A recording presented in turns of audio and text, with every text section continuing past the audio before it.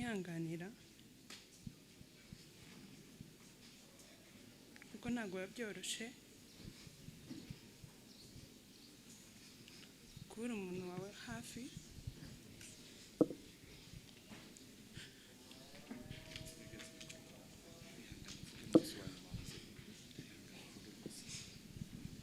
kubura umuntu wawe hafi no kubura inshuti yawe ntabwo biba byoroshye, especially iyo uri close n'umuntu cyane akakuva iruhande ntabwo bijya bikorohera wewe. Shimiye papa watureze neza igihe cyose twabanye, ni umuntu wahora uvuga neza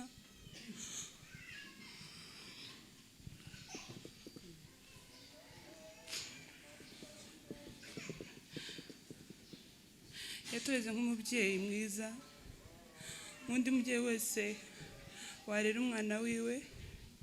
Ntabwo ajya mwifuriza ikintu kimwe, ahubwo ahora mwifuriza ikintu cyiza, ahora mwifuriza ubuzima bwiza.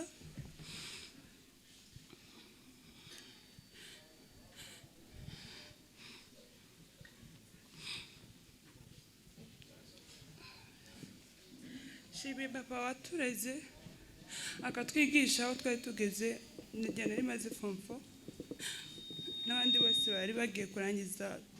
Umusaza nyumurikira ari muri form 3 undi ari form 1, ariko ntabwo bivuze ngo nubwo agiye ngo ntabwo azarangiza kwiga.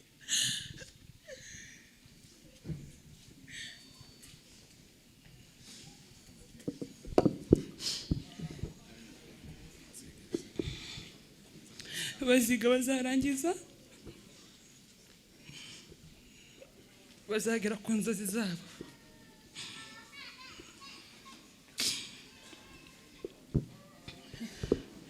Papa agenda afata urugendo rwo kugenda,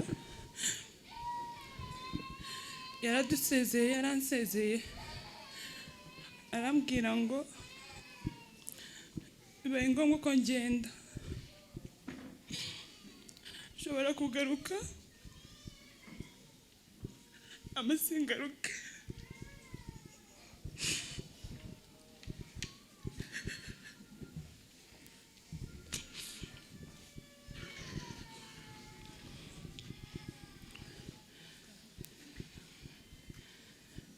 Ndagiye, muzasigare neza, muzasigana mu wawe, tuzahora tuvugana. Nibyo twahoze tuvugana, akenshi twaravuganaga.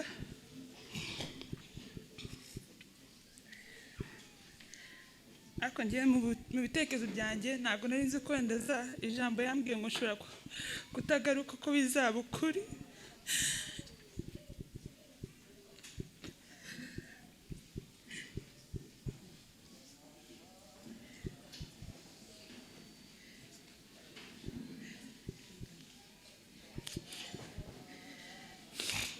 Ariko ibyo byose ni ibigaragaza ubutwari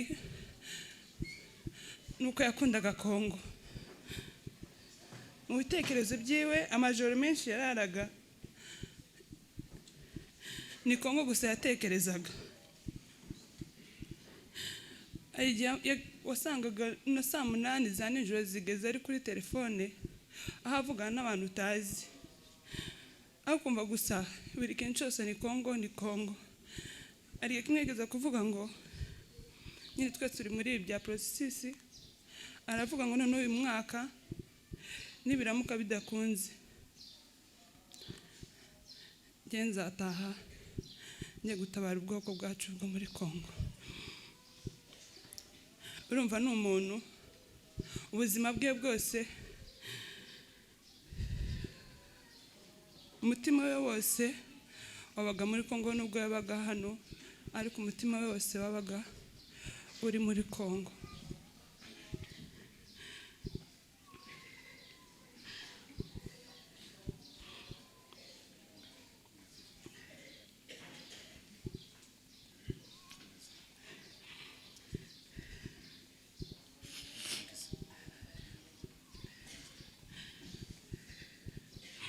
ari umuntu w'amahoro ntabasha kubivuga.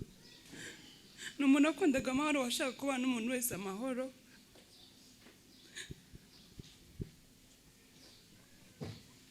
Ndibuka tubwira tubana muri plot n'abantu benshi, ahita atubwiraga ngo sinkazumve umuntu ari we wese utonganira hejuru ikintu cyose, nk'uko twasangiraga ibintu byinshi, amazi n'ibindi bintu byinshi muri plota. Abo ngo sinkazumve n'umuntu n'umwe utonganira ikintu, ahubwo twoburara nawe kumva ngo uri gutonganira hejuru y'ikintu. Urumva amahoro yaramurangaga.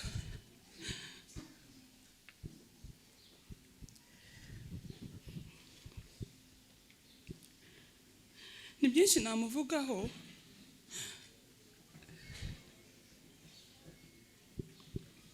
kuko yari inshuti yanjye cyane cyane.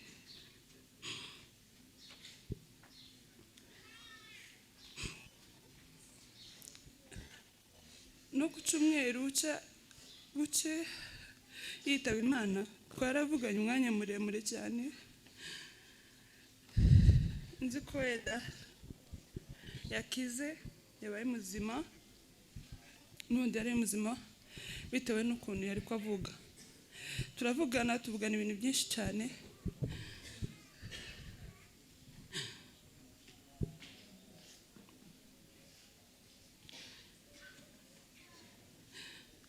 Kuwa mbere mama arambwira ngo yadusize. Ubitekerezo bya nta nubwo nugeze numva ko wenda yagenda uwo munsi, ama wenda yazitaba Imana, kuko ni byinshi numvaga yari afite kuzageraho hejuru ya Kongo. Nanizi ko azava wenda nko muri prison, akaba umuntu ukomeye, sinzi wenda ntekereza ko wenda ashobora no kuba na perezida, nk'uko ibintu yakoragamo, wenda ibintu yavugaga n'ibitekerezo byiwe, wenda ari kuba na perezida. Ariko Imana yabikunze, we n'umwanya yari afite ku isi, Imana iramutwara. Ndangiza, ni byinshi navuga kuri papa, ariko ndasaba abanyamurenge bose ko twakundana, utitaye ngo muravukana n'umuntu wa mutavukana, mugakundana. Tureke amashari, dukundane, nibyo bizatuma twubaka Kongo. Murakoze.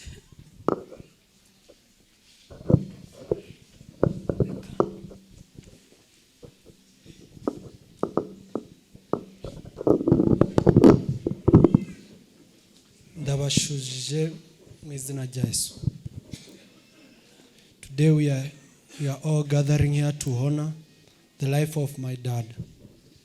He was truly an amazing man who was the kindest and most loving person in the world. Please allow me to share or to talk about my dad in 3 steps. First, as a father. Second, as my friend. And the third, as a true patriot and as a man of all people. In general, to be specific, Abanyamurenge. As a father, he was the breadwinner of the family. Niwe warutunze familia yacu. My father had a universe of love. Yari afite urukundo rwinshi muri we, ubwo yes, he could give a portion of it each and every day to us. He took all the responsibilities of a father, and that was why here we are celebrating his life. He stood for all of us whenever we are in need. Yarari ready buri kanya kose kutudefendinga ka family yiwe. He was the captain who could fly his family to many places, to where he thought life will be better and peaceful for us. Yadukuye mu bihugu byinshi atekereza ko byoba nyine ahantu adutwara ahantu hari safe. That is from Congo, to Rwanda. We stayed in Uganda and now we are residing in Kenya. We always trusted him because we knew that he always wished the best for us.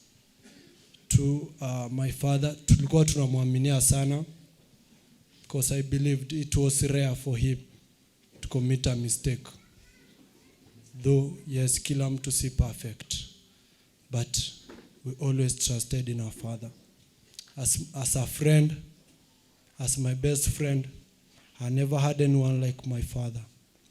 He has been a good role model for me. First, I never seen my dad drunk. I've never seen my dad assaulting my mother. We have lived in peace. Nyabo na papa akoresha ibiyobyabwenge cyangwa gukora kuri mama in a harmful way. Ahesa kubita mama. Yes. As a friend, he was a disciplinary master to me. Whenever I made any mistake, my dad was there, ready to pinch me, ready to cane me, thoroughly. And that I'm grateful for that. For that has made me to overcome many challenges out there, what the youth are facing, drug abuse, and many, many other things. But because of my father, I have been able to go through those challenges. He installed in me a lot of self-control. My father wished the best. He wished the best for me. He took me to school. He mentored me each and every day to be a great man, to be a man of value, not only for the family, but for the whole of Mulenge.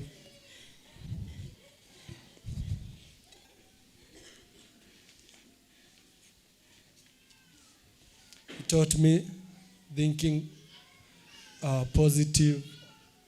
At many times, yaravuga kwatura neza. Niyo, thinking positive and saying positive. And even the time he was arrested,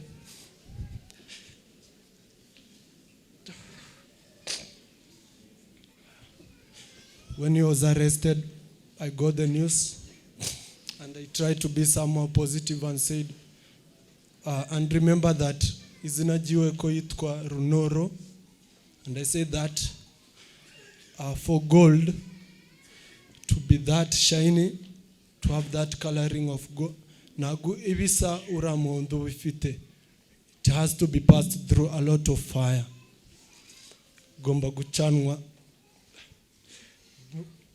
mramwish. So I said, oh, okay. So the prison is the fire, all right? And one day my father gonna come out and he's going to be a great man. Yes, okay. Not forgetting how he was funny. My dad was a funny guy, though he was a little bit of serious, but at time he was a funny guy, so that he can put a smile on our faces. Yes, as a patriot, this is the third part. I won't say much about being a member of 21. You have heard about it, where they were in Kakuma. Yes, they fought for this land where you are enjoying living in Nairobi. There were some men who fought for it. And I'm very, very proud that my father was one of the men.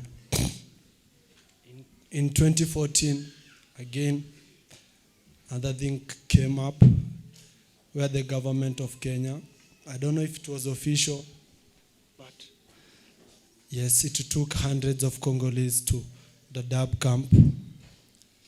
They struggled there until when my dad was sick. But to signify his warrior, my dad came among the last people, not because he was not able to come among the first, but because of the love of Banyamulenge, and he wanted to see everyone free. Yes, my dad, as you have heard, used to talk much about our land, Mulenge, and we have lived with him, yes, a good one, a good life. And then it came to a time where one day he took a measuring, a weighing machine. On one side he put his family, and on the other side the nation, the Banyamulenge.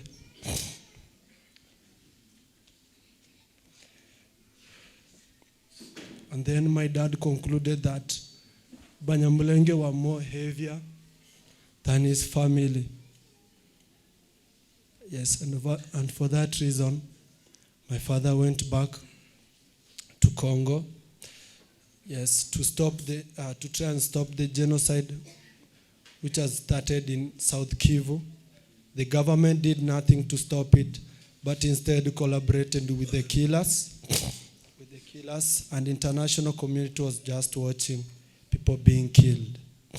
My dad stood to go and give hand to young men. Big up to those young men in those high mountains. We love you and we really, really appreciate. It is because of you that we have a place, Minembwe. It is because of these people.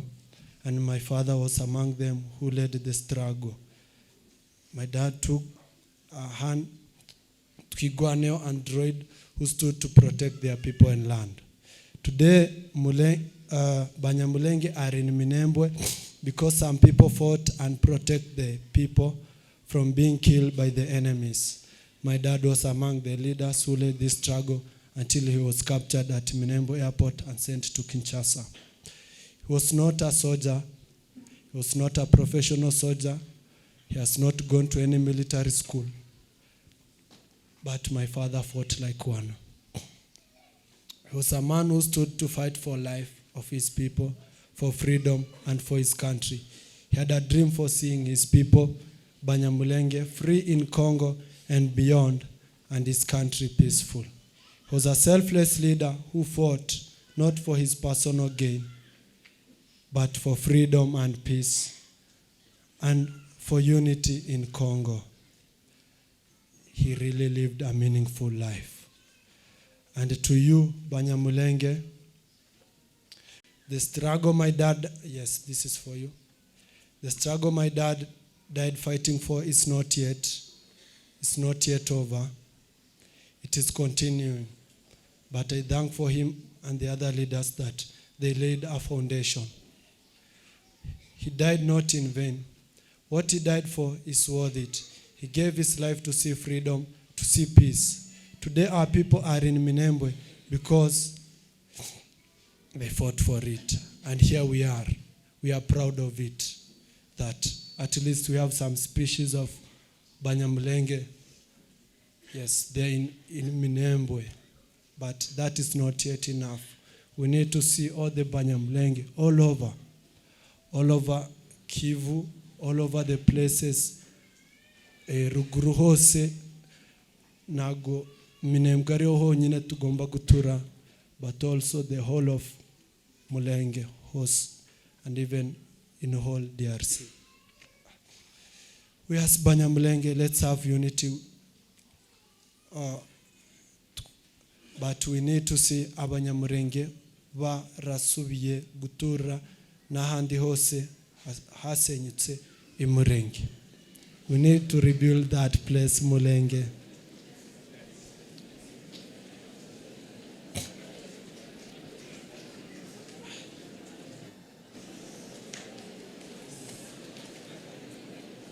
The people, yes, the people to make it a success is you. Everyone who is watching online, wherever you are, as a Banyamulenge, you are the one to make it a success for what my father and the others started. You who are listening to me, we as Banyamulenge, let's have unity with it. We're gonna win every war that comes in our way. The key is the unity. We cannot fight our enemies while allowing dirty politics to divide us. Yes, these are politics. They are not clear politics. We don't know what they are up to, but let us not allow them to divide us. Yes, let us not allow them to divide us. We are all one. We all have one common goal and one common dream. That is freedom of our people and peace of our country. That is what all of us we are dreaming of. To see Banyamulenge at a better place.